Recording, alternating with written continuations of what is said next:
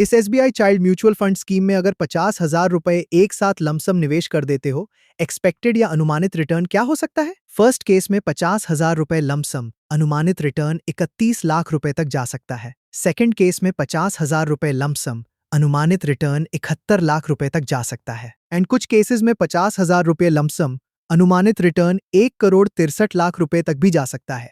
महंगाई रेट यानी inflation rate 6-7% जा रहा है। सेविंग्स के लिए जाओगे यानी बैंक एफडी या फिर पोस्ट ऑफिस तो 6 से 8% तक ही मिलता है। तो फिर पैसा आपका बढ़ेगा कैसे? ऊपर से अगर देखोगे तो चाइल्ड एजुकेशन कॉस्ट यानी बच्चों की पढ़ाई का खर्चा दिन ब दिन बढ़ रहा है, चाहे वो नॉर्मल स्कूल ट्यूशन फीस हो या फिर कॉलेज ग्रेजुएशन कॉस्ट हो। बच्चों की शादी भी है, नॉर्मल मैरिज, रजिस्ट्री, रोखा, आजकल प्री वेडिंग कॉस्ट भी होता है। तो ये सब के लिए अगर प्लानिंग करना है, म्यूचुअल फंड में निवेश करना काफी ज्यादा मैंडेटरी हो जाता है, चाहे वो महंगाई कवर अप करने के लिए हो या फिर चाइल्ड एजुकेशन, चाइल्ड मैरिज करने के लिए हो। बट इसको करते वक्त कुछ सवाल जरूर आ सकता है आपके मन में, जैसे कि फर्स्ट सवाल, स्कीम या फिर ऐप अगर बंद हो जाता है तो फिर क्या होगा आपका पैसा? और एक सवाल ये भी मन में आ सकता है, अभी स्कीम चलते चलते आपको अगर कुछ हो जाता है तो फिर जमा किया हुआ पैसा का क्या होगा? आज का इस वीडियो में इन्हीं सवाल का जवाब को देंगे। स्टेप बाय स्टेप एक एक चीज को समझेंगे, जैसे कि क्या स्ट्रैटेजी रहेगा, कौन सा scheme, different type of calculations, हर एक चीज समझेंगे। तो वीडियो में बने रहिए। एज पर वैल्यू रिसर्च, आज हम लोग जिस SBI children mutual fund scheme के बारे में बात कर रहे हैं, उस पर्टिकुलर स्कीम का रिटर्न परफॉर्मेंस को चेक कर लेते हैं। यानी पास्ट में ये स्कीम कैसे परफॉर्मेंस किया है, देख लेते हैं। लास्ट 6 महीना में इस स्कीम ने 3% का रिटर्न दिया है। लास्ट 1 साल में 17%। लास्ट 3 साल का परफॉर्मेंस 24% रहा है। लास्ट 5 साल का परफॉर्मेंस 26% रहा है। कुछ इंपॉर्टेंट डिटेल्स इस particular SBI children mutual fund scheme का, जैसे कि एयूएम फंड साइज यानी एसेट अंडर मैनेजमेंट। लोगों का इस स्कीम में नियर अबाउट 6,000 करोड़ के ऊपर इन्वेस्टमेंट हो चुका ऑलरेडी। एक्सपेंस रेशियो यानी स्कीम मैनेजमेंट चार्जेस जितना कम होगा उतना बढ़िया है। 0.87% है इस स्कीम में, जो कि little bit on higher note है एज पर इंडस्ट्री स्टैंडर्ड। एग्जिट लोड यानी आप अगर स्कीम में निवेश करके 1 साल के पहले अगर बाहर जाते हो तो 3% का कॉम्पेंसेशन आपको पे करना पड़ेगा, जो कि अगेन हाई है as compare to other schemes. इस स्कीम का डाइवर्सिफिकेशन कैसे है? अगर इस स्कीम में सिर्फ 5,000 रुपए का भी निवेश होता है, वह पैसा 1-2 कंपनीज में नहीं, 38 से ऊपर कंपनीज में पैसा डिवाइड होगा, यानी डिफरेंट सेक्टर्स में पैसा निवेश हो रहा है।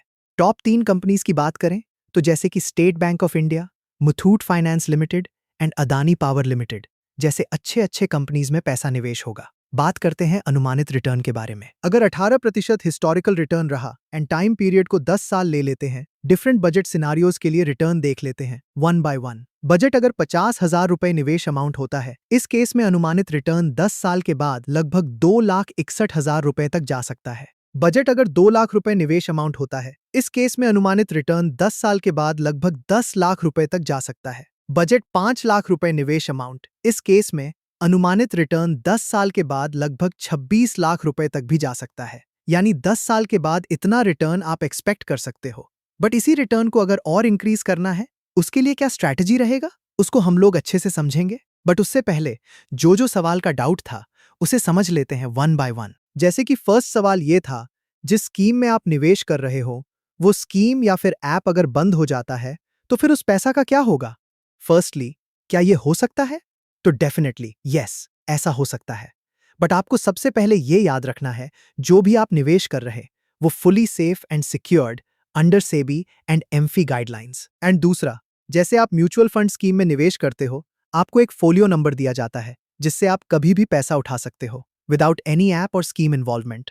सेकेंड सवाल ये था कि अगर स्कीम चलते चलते आपको अगर कुछ हो जाता तो फिर जमा हुआ पैसा का क्या होगा? देखिए, अगर आपको कुछ हो जाता इन फ्यूचर, जो भी उस टाइम में फंड वैल्यू रहेगा, यानी टोटल तब तक जमाया हुआ पैसा प्लस माइनस प्रॉफिट और लॉस, वो टोटल फंड वैल्यू नॉमिनी को ट्रांसफर हो जाएगा।